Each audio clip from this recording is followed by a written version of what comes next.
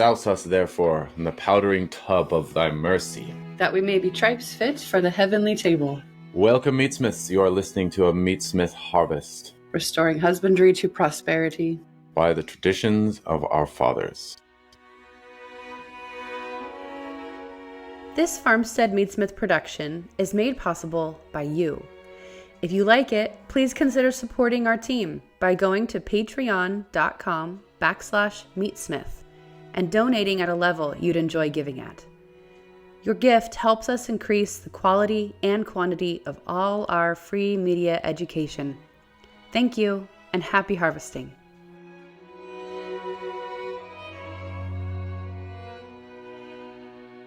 Greetings, Meatsmiths. Welcome to a Meatsmith podcast. Harvest. A Meatsmith Harvest podcast. Wherein we try to reprise the abundance of the home kitchen through the traditions of our fathers.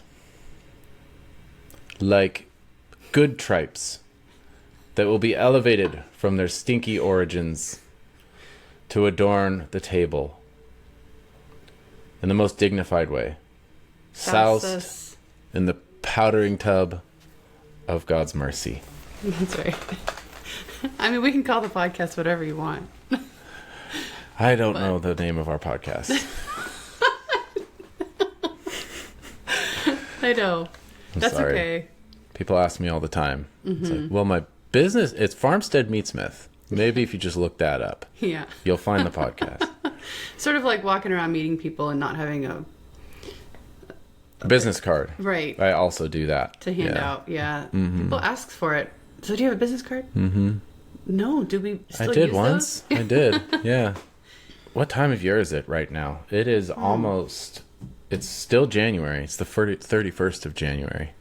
It is 2 days before Candlemas. Yeah. So we're just at the tippy tail end of the Christmastide season and entering kind of a ordinary season before Lent starts. Yeah. So it still feels... Sundays after Epiphany. Yeah. We have, we still have plum pudding in the refrigerator. That's right. There's like one corner of plum pudding left from Christmas because Wallace made about 80 pounds of it. And so we've been going through that and prolonging the festal Christmas feasting, which is redundant, as long as we can. Which is the great thing about plum pudding and mincemeat is that they keep super long. Yeah. They're so full of booze and fat that there's just really no spoilage going on. We make about 3 to 4 gallons of mincemeat filling, and it just stays in the garage because where it's cool. It's cold. Yeah. And there's so much fat. It's almost like a confit in itself. It just stays.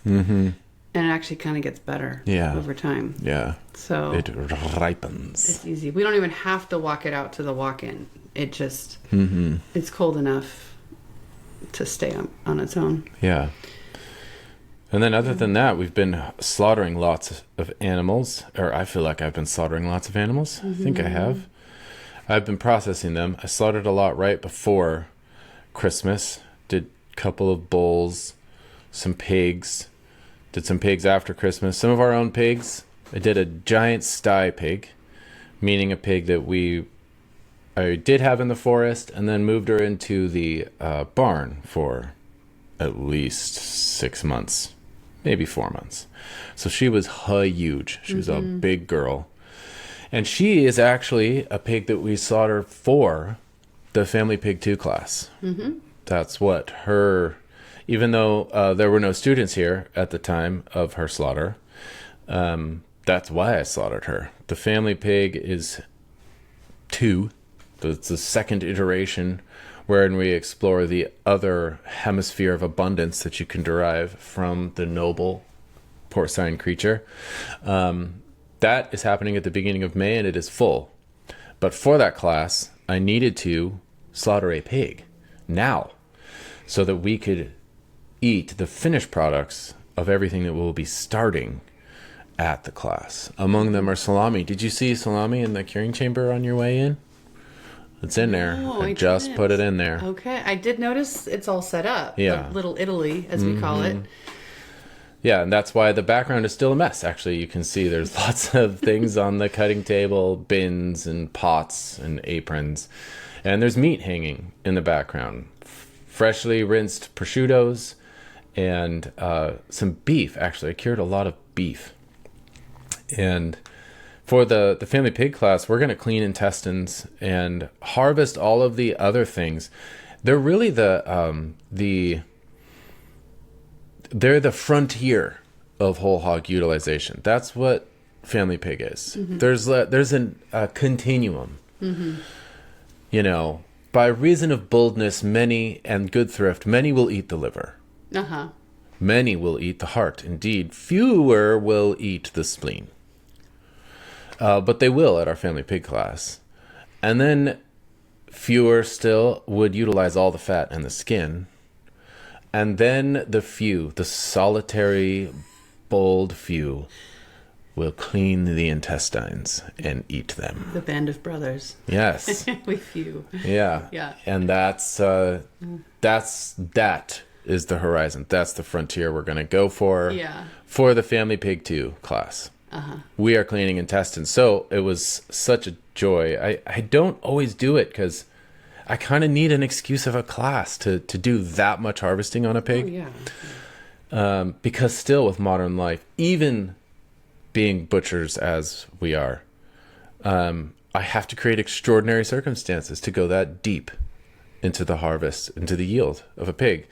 By that deep, I mean cleaning the intestines. And so there's just a particular completion, a sublimity to cleaning the intestines, the small intestine of a pig, which is very simple. Like it's not hard.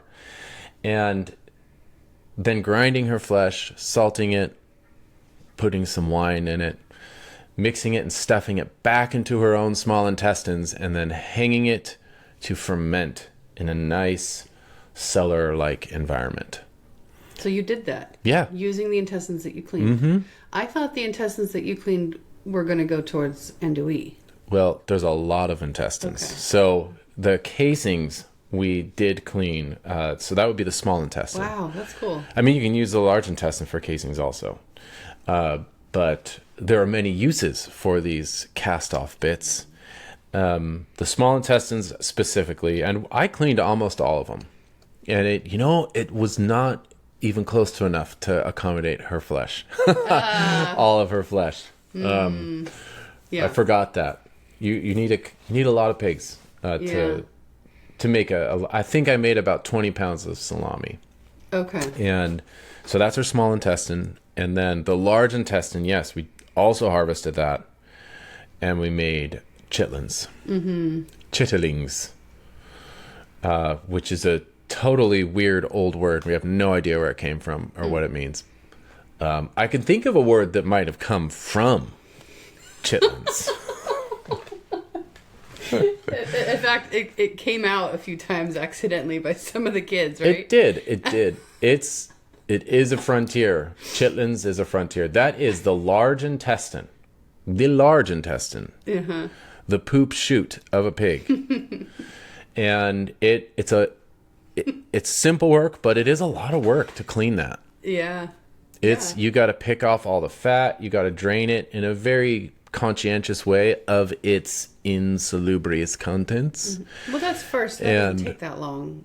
It's the fat part, right? Yeah, pulling off the fat. The fat globules host lots of flavors. So it's the lining inside. The lining inside, it doesn't come off the same way as it does, though, on the small intestine. Small intestine, it comes off more as a very distinct layer that is simpler to remove. Large intestine, not so much. It's not a distinct layer. It's just an interior coating. Is it kind of like the One layer... could call it a slime. Oh, okay. And you kind of just rinse it as best you can until you have to move on with life. Right. And whatever state you get it in, that be the state in which you are going to eat it. Like removing pin feathers from a duck or something. Yeah. And yes, your ferocity and diligence in removing it is directly correlated to the pungency of the finished dish. And it's okay to have a little bit of that pungency. They're guaranteed there's going to be there. Okay. Unless you do some highly synthetic, mechanized, chemical cleaning regimen. Yeah. And we have salt and vinegar, which is quite effective. And you basically clean it best you can by hand in several changes of water. And then you soak it in a brine overnight. A salty water or maybe vinegar and water. I know, in the South, it's like you can find that's a whole nother thing. But one way, they would salt it in like Italian dressing or soak it in Italian dressing all night. Oh, wow. Because it's herbaceous, and herbs are antiseptic and super aromatic, and they have oils, and there's obviously vinegar in salad dressing. And that can, it can mute it. Yeah. But it's, it's not removing it. And by it, I mean the ineffable quality of plongeance of, I mean, it smells like what it do. It just does. And okay, but it's a frontier. But Yeah. Who had, so then why? Okay, why? Yeah. That's the question, because you guys were having fun in the kitchen when you were testing this out. And by the time I reached the kitchen, I heard so many negative things about it. But they were still eating it. it was gone, I wasn't know. it? Yeah. Okay, but then my my need to have like the essence of why. Like I need to feel convicted about it. I had none of it. Yeah. So I didn't. It's purely on faith. So, Yeah. which I think faith and tradition. So this is the thing that we're probably going to talk about today, if we ever get there. We're kind of lost in the GI tract of a pig right now. But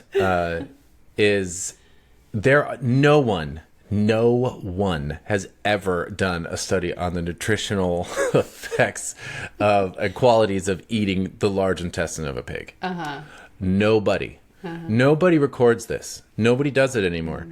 I'm telling you, if you come to this class and you learn how to eat and make chitlins, you are one of 13 people in the universe that know how to do it. Nobody does it. Yeah. Everything is on the internet except for this. No. Nobody shows you how to do it. Kind of like gavaging It is a not duck, there. Or like there's just a few Yes, of these that's things right. that just don't exist. That's one parallel. Would be foie gras. And like foie gras, it is an indispensable element of the peasant kitchen. Like totally part of every peasant home, historically, guaranteed. And it is not there. No one is analyzing it. There's no recipes on it. Even Fergus Henderson, whom I love, who I think is probably like the best cook out there that I direct everyone to. He's in Britain. He's got a restaurant called St. John's in London, and several more. He's a big deal. But his whole thing is nose to tail eating. Roast marrow bones, delicious braised spleen, kind of butterflied with bacon and chev, and simple, not haute cuisine, but very simple and unapologetically domestic and traditional preparations for odd bits. Guess which recipe does not appear in any of his works. Chitterlings. Okay. Not there.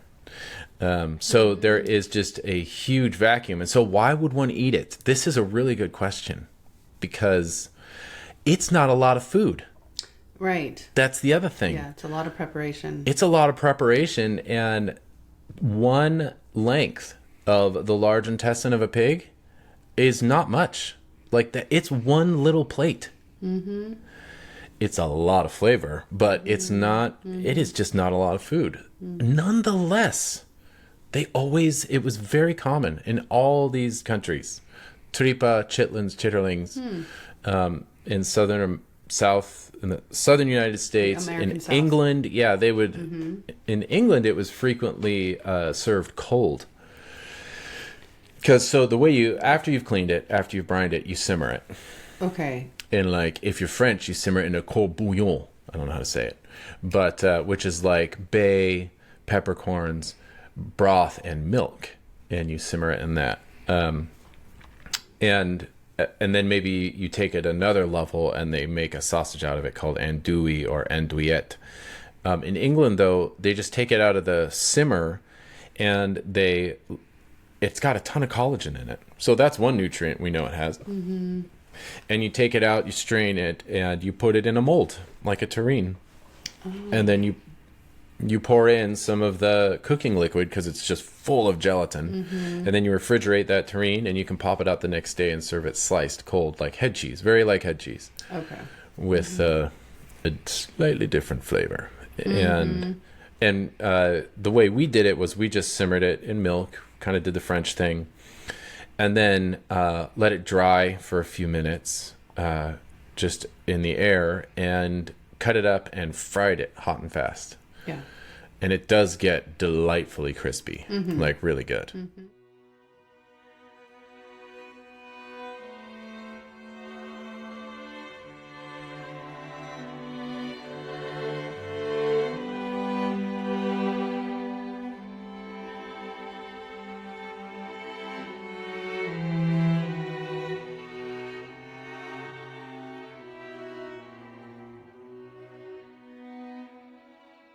It never loses its essence. Yeah. It never loses its essence.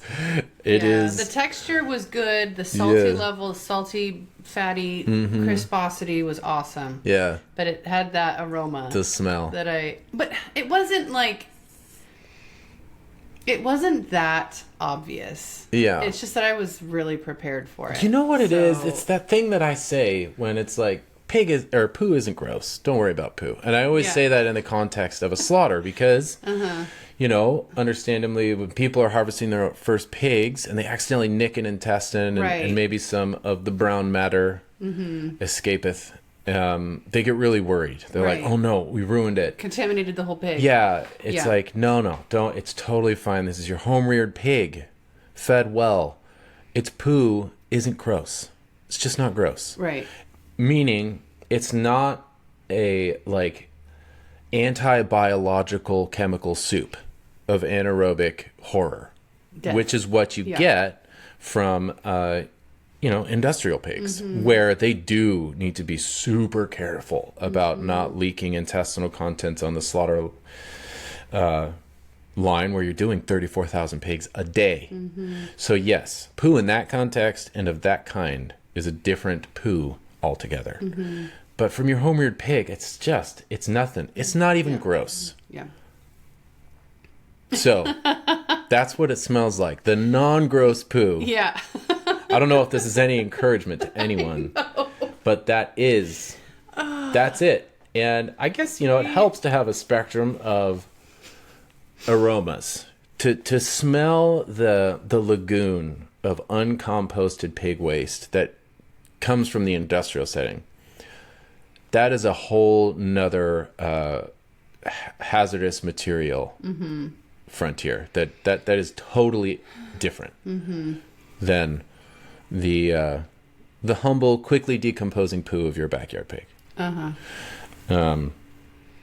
But yeah, I mean, it makes it a hard sell for the advertising department around here, babe. I know. It's if you like super skunky cheese, I mean, some of the French cheeses, the soft cheeses, they're with those two. Leave it to the French. They're really pushing the limits. Of pungency. Yeah. And like one of them, I can't remember what it is in French, but it translates to little turd. That's what they call it. It's like turd. This is turd cheese. And it's the Geotricha mold, I think, which is non-bland. Yeah. Okay, I don't feel so bad then. No, and come to our class. Why? Yeah. We do a lot more than just chitlins. Yeah. Okay. So let's talk about other non-poo items that you can experience at the Family Stew Pig. Yeah. So we will make salami. We will eat and make salami. That is the polar opposite. Yeah. But still using the Still intestines. in the intestines. Yeah, interesting. Yeah. But they become totally mild and like inert. You don't taste them at all. And then we will make head cheese for the class. We're going to torch the pig. And we're saying this because we just posted another family pig class. So our first one filled, which I think was at the beginning of May. May 8th. Yeah, that one's full. Yeah. But we just posted another one that will be May 22nd to the 24th. Yeah. Here just outside Tulsa, Oklahoma. So check that out. May 22nd through 24th. Yeah. And among the unique things with this class, as it is relative to our repertoire of classes, is we're going to torch the pig too. Yes. We're not going to scald and scrape. We're going to torch and scrub and rinse, which is kind of a different thing. Yeah. And then we're going to make head cheese. We'll make salami. We're going to make lardo or salo. Probably salo would be the more correct term, which is cured back fat. We're going to smoke some meat. We're going to run the smokehouse so people can see how that works. Which is new too. Yeah, we haven't been able to really do that. So it's really everything that we haven't been able to totally incorporate into the original family pig. That's just what this is just part 2. It's everything else, all the other things, but it will still equip you no less to completely harvest your backyard pig from living to cured cuts of meat. And even probably we'll demo some freezer wrapping. But it'll be great. We're gonna do brining. We're gonna we'll cook things from the brine so people can experience that. The other thing about Family Pig 2 is that you don't have to be a graduate of Family Pig 1, or you can be. Yeah. It's new material. content for everybody. So it's for anyone at any stage in the process. If you're totally new, or if you do have a little bit under your belt, like maybe you have successfully scalded and scraped your pig, but you'd like to learn the torching process. You know, it's just it fills out a lot of the questions that come up in the Family Pig 1 is what we're actually going to be demonstrating in this class. Yeah. So we're going to use everything, and it will all be cut more with an emphasis towards curing. So, in distinction from the Family Pig, the original one, we're not going to make chops. You know, it'll be lomo or back bacon, and we're basically going to butcher the pig for curing. Okay, so the other thing that we've been doing, because we were starting to talk about what we've been doing this winter, is you filmed the torching. Oh yeah, Actually, was it of this pig? was it? The lady, the sow. Yeah, she was not a sow. Oh, sorry. She was the size of a small landmass, Oh, but she was not a sow. wasn't She actually a never farrowed. But yeah, so that I did. I filmed that, and I made a film on how to torch a pig. And that can be seen now. Yes, It is ready for viewing inside of our membership. that's right, on the Meatsmith membership. So we wanted to put another plug in for joining our membership program. If that at all interests you, I mean, there's dozens of other films in there too, but that's a new one. Over 50. Yeah, and they all pertain to provisioning your family table with animal flesh, with the livestock that you raise, specifically all using traditional methods. And yeah. I think, do you have one in there about your salami setup? Did you ever do that? Yeah, I have there's a lot of like details in the salami setup, and so I found it better to write that one down. So Okay. that's more of like a written PDF That's guide. right. That's in there full too. of photos on how to set up a simple salami curing chamber, which is basically a little Italy. And you can see it personally at our class. Yeah. So that'll be part of the class. We'll use it for the in class. person, Yeah. And then you also filmed 2 other topics. I too. did. I haven't edited and posted these yet, but they are beef butchery. So I filmed the cutting up the forequarter of a steer and the hindquarter of a steer. Okay. And how I do that with no bandsaws, all hand tools. And I do it on the table. Wow. and with zero waste. So it's 100% yield on a 30-day aged carcass. So nice and aged. Yeah. A little bit of mold and dried skin and flavor on that thing. That's huge. So that's coming soon. I have to upload all the footage and then put it together and post it. But, you know, we only do these podcasts like every 6 months now. So I know. I have to, like, it'll probably be ready. Yeah. Yeah. Okay, cool. Thank you. So we have the Family Pig 2, some new additions to our membership. I feel the need to share this endorsement that came kind of to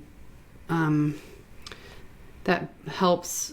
It's a testimonial. Yeah, it's a testimonial by Graham Meriwether. Specifically, I think he's talking about our membership, but I think it applies to anything that we're teaching. He asked Brandon to be on his gratitude summit that he does every Thanksgiving now.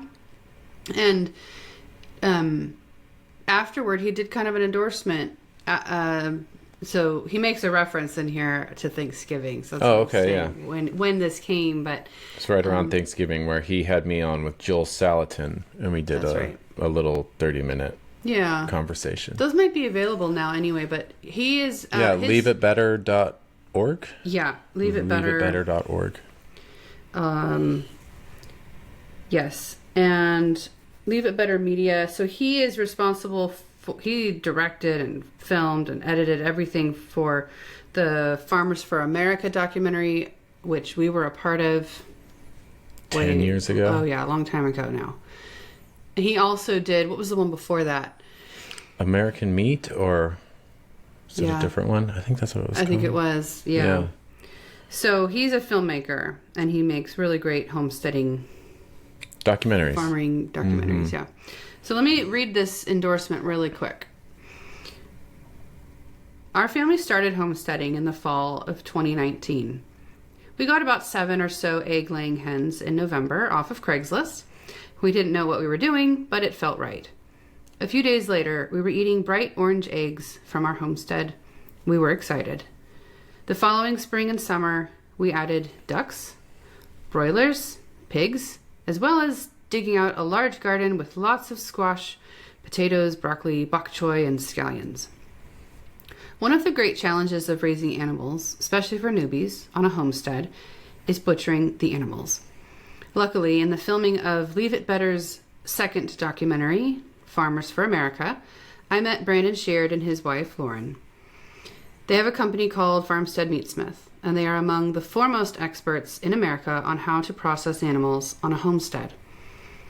Through filming with Brandon, I picked up enough confidence to believe that I could process a chicken on my own. I began to believe that I, who knew almost nothing, could process a pig and even make my own bacon. We signed up for their annual membership, which basically gives us the confidence to know that when we had questions, Brandon would get back in touch with us with an answer. If we wanted to watch a step-by-step on how to slaughter a pig, we could do that. I have a tendency to be a bit of a germaphobe, so if I got scared about if my bacon was safe to eat, I could email Brandon photos or video and get an immediate answer. I got over my fear and made the bacon from our pigs. It was the best bacon any of us have ever eaten. For millennia, families have known the skills of raising food and preserving meats. In the past 70 years or so, millions of Americans have lost this knowledge. So it can be intimidating to learn something new because it feels like no one is there who you can call when there's trouble. YouTube is there, of course, for which we are grateful, but there's a difference between a recording and someone who can look at your particular case. Anywho's, I just wanted to take this opportunity to give a full-throated endorsement of Farmstead Meatsmith and recommend them to anyone who is looking for inspiration or helping with homesteading.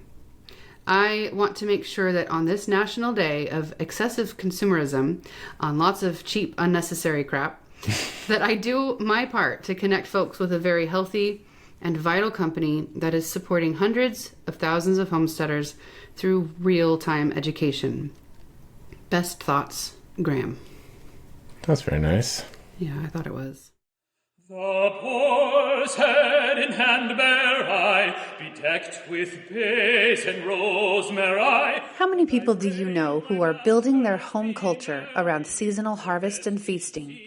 Or that are hunting as you are for self-sufficiency and back to the land values? Or that share your artist's passion for human-scale meatcraft? At farmsteadmeatsmith.com, we've created a community of hundreds of omnivores from around the world with these shared goals, and 2 major places for them to learn from and inspire one another. First, we have our semi-annual hands-on educational event, The Family Pig, here at our Heartland Homestead in Oklahoma. Come meet Brandon, get your elbows greasy, and over the course of 3 days, kill, cut, cure, and cook 2 pigs completely. You'll rub those greasy elbows with other meatsmiths from around the country, sharing meals and conversations to inspire you for years to come.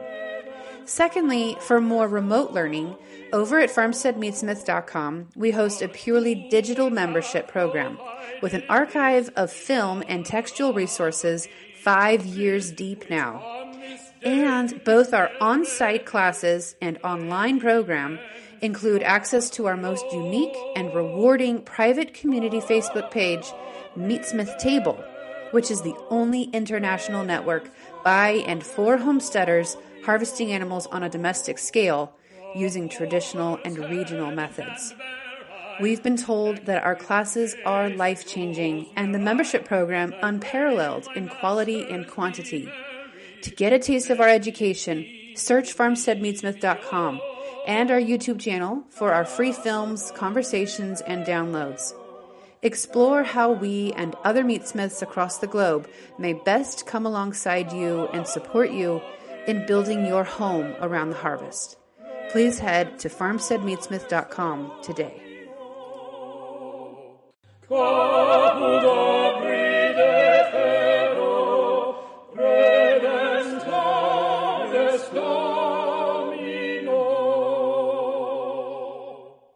It is fun to have the Meatsmith membership where we can connect with everyone doing all of this simply traditionally on the backyard scale.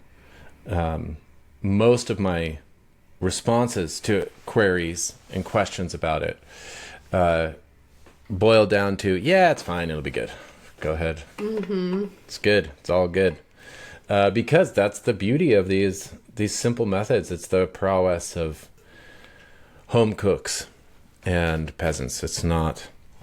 We think everything has to be legitimized, today by the lab-coated coterie of scientists, who I am beginning to think are basically the primary promulgators of science fiction in the universe. And tradition is actually a much more sure guide. Which brings me to the full circle of why we eat chitlins. I'm not letting this It's go. totally with that one, all you have is tradition. Yeah. That's it. There is nothing. Yeah. There's nothing online. No, even alternative health guru is going to tell you, hey, you should really eat the large intestine of a pig. It's so good for you. You don't even know. That's not happening.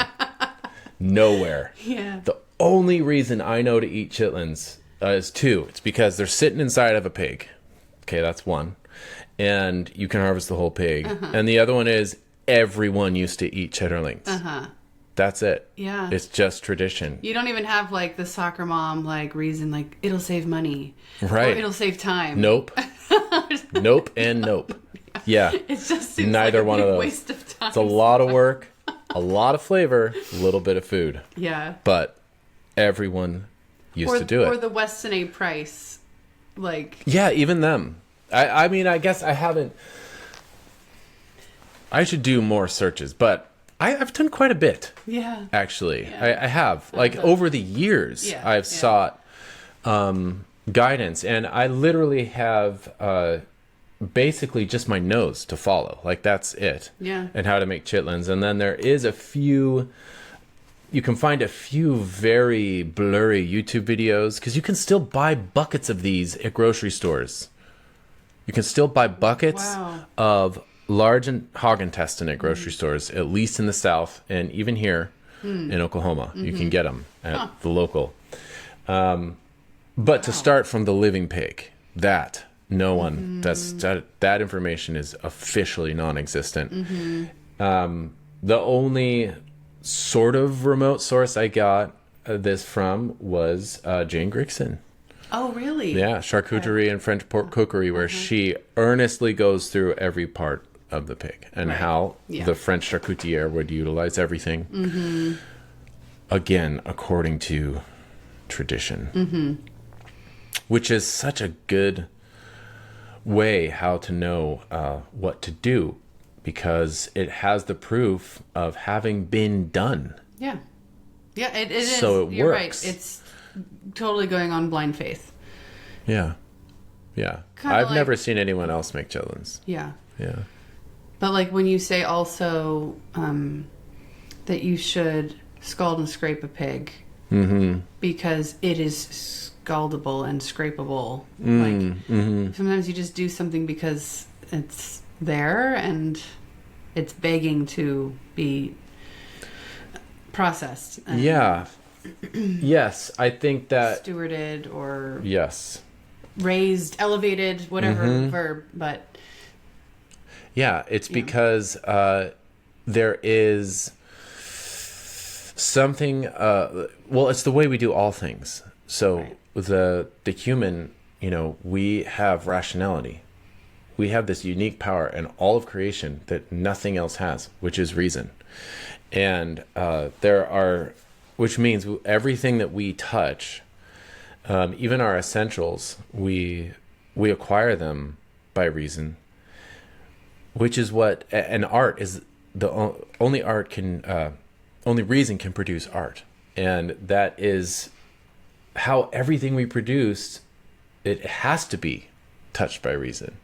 It has to be formed, beginning to end, by our rationality, by art.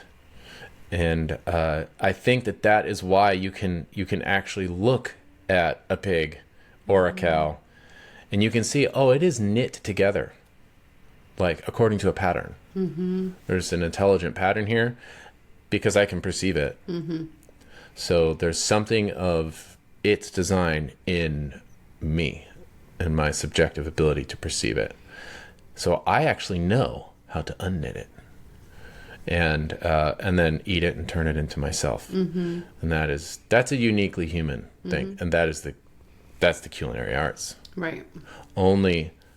Only a being with the powers of an immortal soul, namely intellect and will, can have culinary art. Yeah. And that's why we can look at a pig and say, that looks just eminently scaldable. Yeah. Those intestines, in spite of the smell, they look cleanable. Pretty sure I could eat those. Yeah. And they would taste good. Yeah. Yeah. Kind of. So we do actually have a plan for this podcast. Yeah. Because we did a part 1, right? Last time Right. we introduced it. Kinda. Yeah, that's right. Yeah. That was part of our introduction. But it felt like it came out impromptu, a little bit too spontaneous. I didn't know that's what we were going to talk about.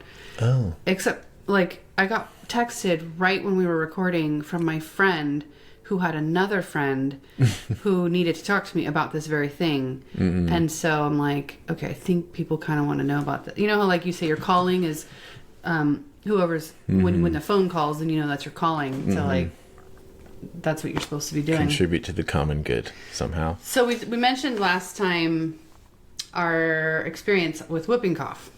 Yeah. And we can... And the little bit that we did mention it, we got, even after that came out, we had people asking for more information. Yeah. They wanted the fuller story. Yeah. Which we can give. But I think in keeping with actually what you just said, which is that's a pig, we could turn that into food, the whole thing. And maybe it's actually good for us. Before we mention any of our medical, like, lowdown, which even then maybe we should be careful, but it all starts with food. Mm-hmm. And that is our primary way of keeping ourselves healthy. Yeah. And so none of this is even remotely, like, basically everything that we're going to mention, it is a part of that paradigm. Yeah. The power of nourishment. Yeah. Yeah. Even chitlings. Like, for some reason, we're supposed to eat chitlings, so maybe they offer some sort of mineral that we wouldn't otherwise get, you know? Mm-hmm. If not, at very least, intestinal fortitude. There you go. Yeah. Yeah. Yeah, there was a interesting... Yeah, so we're not, all the stupid caveats you're supposed to say. We're not doctors and stuff. Whatever. Exactly. Doesn't Liability. matter. You know that. Yeah. Don't do anything we say. Just make bacon. Because the basic message is eat actual food. Yeah. That's it. Yeah. Like, that is pretty much the entire... Which means starting with raw ingredients. That's right. That are actually themselves. Mm-hmm. Because the power of nourishment is... it's so interesting. It's one of the three powers that all living things share. That qualifies a thing as living.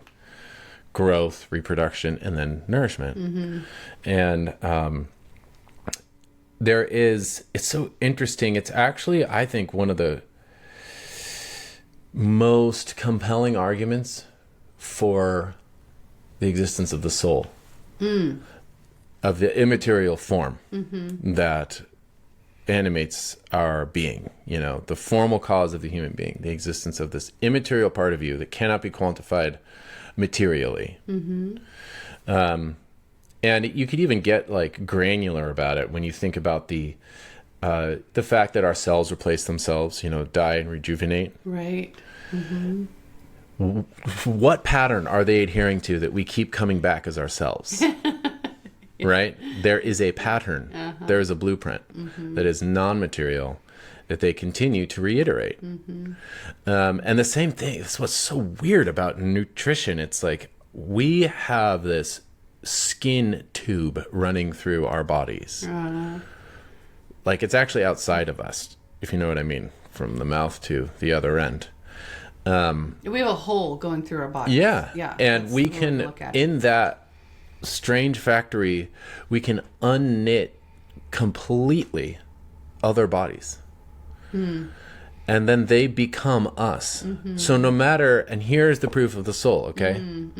No matter how many, because those unknitted elements, they then compose you. So you're literally taking the molecules and the cells from, pig flesh, and your continued existence is the result of the accumulation of those things. Yeah. But the miracle is that we all completely ignore every time we eat, is that we don't become pigs. We're not transforming into that which we are eating, even though we are building our being with those Legos. Right. If you know what I mean. Yeah. We're putting them together into human form, into your individual form, your substantial form, according to the design of your soul. And so I don't know why I'm talking about this, but that's the existence of the soul. Yeah. You're not becoming a hamburger. Right. You don't become more hamburger-like the more hamburgers you do eat. Right. That's not how it works. Yeah. Your form remains. Yeah. You could. Yeah. I mean, that could be the basis of a lot of meditation, right there too. Yeah. Well, it's think about. Yeah. Then, ultimately the Eucharist and what that form of eating is. I mean, that's where it goes. And transubstantiation. I don't have the theological, letters behind my name to do that, but it's there. Yes, and that's one thing you see Christ talk about all the time in the Gospels. He's always going there. He's drawing these parallels from the natural to the supernatural constantly, especially in the passages that are so common that, like, you forget to listen to them. You know what I mean? Like in the Sermon on the Mount, constantly, where he's just talking about trees and fruits. Like, bad trees can't bear good fruit. Yeah. Apples can't bear figs. Uh-huh. Good trees can't bear bad fruit. Mm-hmm. It's fair. He's he's pulling from the most elemental natural things. Even when your child asks for a fish, do you give them a snake? Right. No.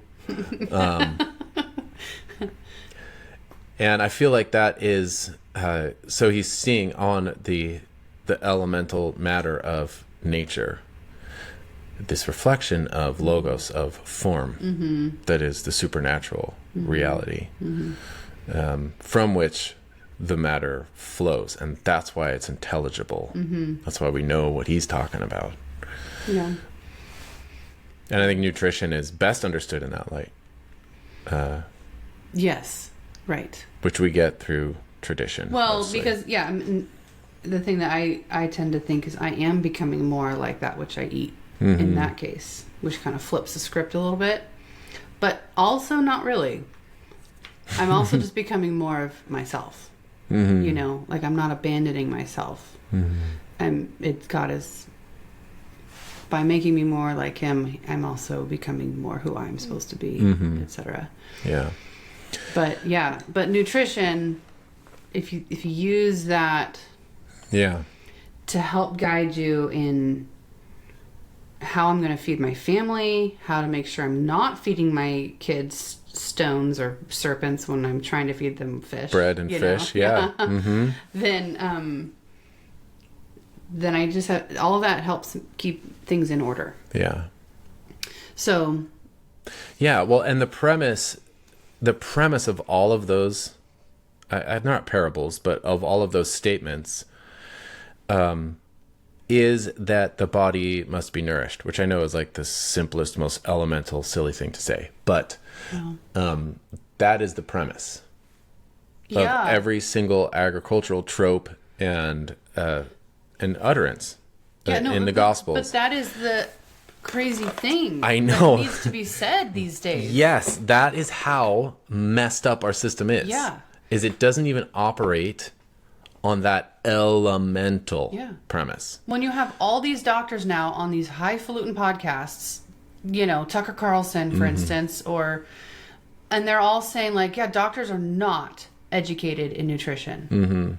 So we need to go back to basics. Yeah. Like our entire medical system has forgotten the basics. Yeah.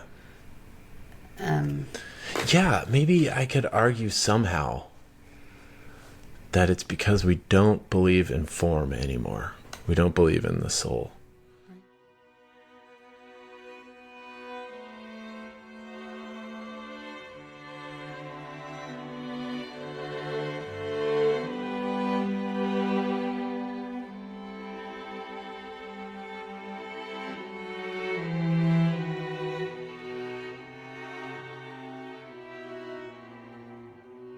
And so we kind of have, I don't know, this quantitative materialist view of it. But it's, if only it were that. We're even worse than that because we don't address, I just feel like the general modern medical approach is not to address the root cause of anything. Yeah. If you perceive an imbalance, you don't address the thing that caused the imbalance, whether it's hormonal or nutritional or whatever, by creating balance there at the cause. You try to create balance superficially by some synthetic injection that makes someone millions of dollars. And which, because that's not addressing the original deficiency or excess, it might mute momentarily symptoms, and then it creates imbalance again. That's right. Down the road. Yeah. Which is, it's just so brain dead. It's so wrong. It's irrational. Yeah, it's irrational. It's disordered. It creates disorder rather than order. Yeah. And that's why which means the antidote, or I guess what we're saying is it is a daily, every single day, meal to meal, every item put in the mouth for consumption has to be vetted. 100%. There's no just sit back. Yeah. Well, that's the thing too, is when it's a certain paradigm, one, is order, but is difficult. Yes. And the other is disorder, but it's a little easier, less pain, less suffering in the moment. It has the guise of fixing things because we're making it tidy and neat. Yes. So bondage with ease versus strenuous liberty. Right. According to John Milton. Yeah. So there's that at the outset, you know. I mean, just gird your loins. Like, it's tough, you know, like feeding a family well for 3 meals a day, 7 days a week. Again, this is a hard sell. 2.5 a day, yeah. But it's not a hard sell when you consider, like, okay, we have 9 children. We've never needed to really use the medical system. Never. We have need for them for accidents that have happened. So like a broken arm, heat exhaustion, like your back will go out, or like things that are crisis. Yeah, crisis medicine, which is the best thing that emergency medicine. Modern medicine can do. Yeah. We had one baby in the hospital, and I was thankful for the hospital in that case. There wasn't even a crisis there. The situation warranted it. But we don't like depend on the hospital for any other reason. Like if there's an earache, if there's a skin condition, if there's a fever, if there's a tummy ache, a major wound open, even like you fixed that. Like, we don't really lean on the hospital. Not at all. And one of the, we are our own general practitioners. Yeah. For better or worse, but that's just the way it is. I remember even when I was a kid, so my mother raised me. I was the firstborn. So I was the one that got all the stuff first. I got sick first. And I was the cause for her to, like, what is going on? We just keep going to the family doctor. He just keeps giving us antibiotics, and he just keeps getting worse. And you got a few shots? Yeah, I did. I was born in 1984, so I got all of them, whatever that number was. I don't remember. Yeah, but, I did too. But I did, I got mono when I was 7 or 8 or something like that. And just, constant reactions to dairy. And I remember distinctly, my mom was like, all right, this is ridiculous. I can just look at, we're not getting any results. Like, there's no health here. There's just prescription, and it's just doing nothing. And so that's when she started looking into other things, like really esoteric, complicated things, like not eating trash. Yeah.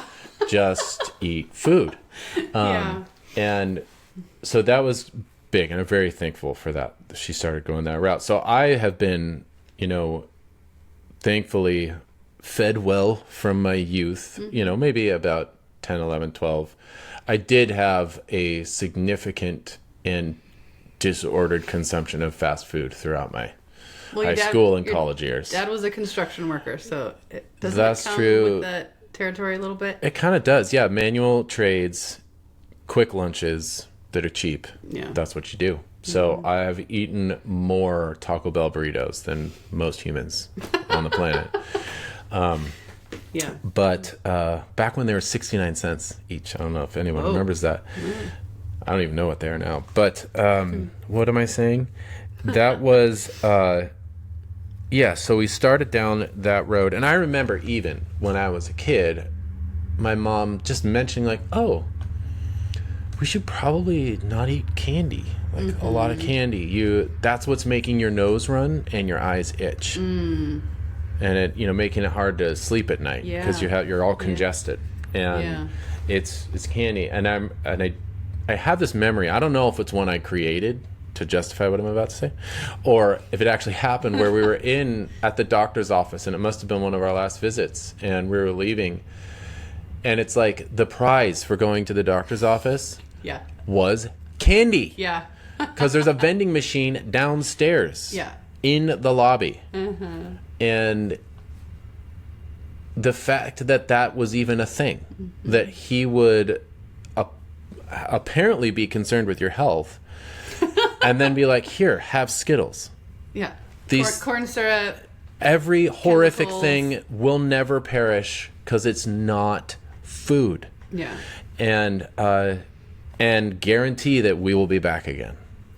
I know. And so just that contradiction alone is that they would ever let candy darken the door of a hospital at all. I'm sorry, it just disqualifies the whole thing. I'm sorry, I don't trust you at all. That is complete garbage. Yeah. Well, and when I met you and you were saying these things, I was like, well, they're just trying, and I would like excuse it because I didn't have my head on straight, I guess. But like I go to the bank and the bank teller, she's always like looking in the back of the car at counting kids, and she'll give me like 5 suckers for all the kids, and I always leave them in there, and the kids are like, oh, come on. They think I'm just like this horrendous monster for not giving them these suckers. But every once in a while something sneaks through, or I get lazy or whatever, and the kids have like a 32-ounce Coke or something, and then like they're totally laid out the next day. And or you're right, like the nose is itching, or like it always gets to them. Yeah. So anyway, all that is there as a caveat. It's just nutrition. Yeah, and so if you're not raised that way, which I wasn't, there has to be a level of education. And that's where I think the mothers or the fathers, both, that's part of the strenuous liberty is that you have to educate yourself. Yeah. Because your mom probably didn't teach you, or your grandma didn't teach you, or whoever. So it takes books, it takes conviction, it takes a team, Yeah. You have to back each other and be in on it together. Like I remember when I first went to have a home birth, I was so foreign to me, but I had this conviction that it was right. But I read like 3 or 4 books because I didn't get it from my mom or my sister or whatever. Like it's not like you have to become a PhD on a subject, but if you don't have people surrounding you, then you do need to kind of become a little miniature expert. Yeah, and I would say it's not about the absolute of you have to have a home birth either. Oh yeah. No, generally that is the most healthy option, but the point you're making is you have to attain through discipline a certain degree of competency and knowledge about this. Yes. Because otherwise you're dependent upon others who might not know what is the best thing and might not even have your best interest in mind. Yeah. And that's just the system we live in. So there is a significant deal, and that's why it's nice to have mentors, people that can help you and guide you, which used to kind of be the midwife thing. There was knowledge passed down that way. So let me share a couple of these books. So you rescued these from your mom's library before she tossed everything because she was in a rummaging phase. But this is one book, How to Raise a Healthy Child in Spite of Your Doctor. And as a caveat, I haven't read that one at all. I just grabbed it from Robert Mendelsohn. I know. I have scanned it. It looks pretty good. But you're right. We haven't gone through. I recommend this because your mom went through it, and I trust your mom in these matters immensely. And she did do her homework. Yeah. It has her name and phone number right in here. Oh, look at that. Which I'm not going to show. But well, that's is it 805? That's from yeah, way back in the day. Yeah. So she educated herself, and she's the type to do that. But like one of these chapters is accidental injuries, medicine at its best. So what to do when your child has an accident, cuts and abrasions, burns, head injuries, poisoning, sprains, strains, and fractures, choking, animal bites, frostbite, automobile accidents. We had a little bit of frost nip. Yeah. On Thomasina. Yeah. Yeah. And so it's not like we are against going to the hospital, against going to doctors, but he has sort of this, he's an old school guy. I don't know. Well, that's the thing. All doctors used to be about your health. I know. And then a shift happened in the way things are run, especially through insurance. I think there was this historical thing that occurred, and it changed. Doctors did used to come to your home, and they did know you, and you paid them directly. And I think that there was a definite shift from the old school to what we have now. Yeah. But like the gentleman doctor that still comes to in a tie, and he's got his nice glasses and he smells like cologne. Like, he's a nice gentleman. I just remember going to the doctor when I was a kid, and he'd be like, she's fine. Go home. Like, you can handle this. This is not, Whereas if you don't know, you just go for everything. And a lot of these more gentlemen, I call them gentleman doctors, they'll say things like, if your child is sleeping, you don't need to go to the doctor. Like, that's a sign of health. If your child can sleep through this, and I just love that kind of wisdom that was never given to us. Yeah. There's a little bit more of a fear-based approach. Yeah. Go for everything, because it could be this crazy thing. Yeah. So anyway, I just mentioned that book. Also, we can bring this up or not, but it's about vaccines that your mom found good. And these are both from the 80s. I know. That's what's so funny about this. So, there is a whole swell right now because of the new administration and just generally in our culture at large of everyone's suddenly becoming aware. There's a whole new crop of people that don't know about GMOs and enriched white flour and all of this stuff. And it's just interesting to see it come in cycles. Yeah. Because I remember this from the early 90s. Yeah. And I've kind of been, I'm still in the early 90s in many ways. But and so it's just recycling a lot of this stuff that I remember hearing. It's very simple. Yeah. Because it is just based on nutrition. And that was one of my big revelations working at Whole Foods, because I did dive into even the nutritional supplements, which can be good, is used as therapies. But it's like when you see enough analysis of this amazingly complex probiotic that is like $65 for, 20 tablets or something. Yeah. And then you could just leave your raw milk out on the counter for a day. Right. And then just chug it, chunks and all. And you get like 800 bajillion more microorganisms. It just kept happening to me that several times I was learning that, these supplements are just simulacrums of actual food. Yeah. That's all these are. Yes. Well, and that's where the soccer mom approach breaks down is she's got money to burn, so she can buy all these really expensive pills and supplements and oils. And all you need to do is to have a little bit of land and a little bit of grit, and like you can come up with a lot of these micro nutrients on your own. Well, and I think even more than that, it's just, even if you don't have land, I mean, just buy food from the farmers from the land market. That's what I mean. Yeah, and actually engage in culinary art. Yep.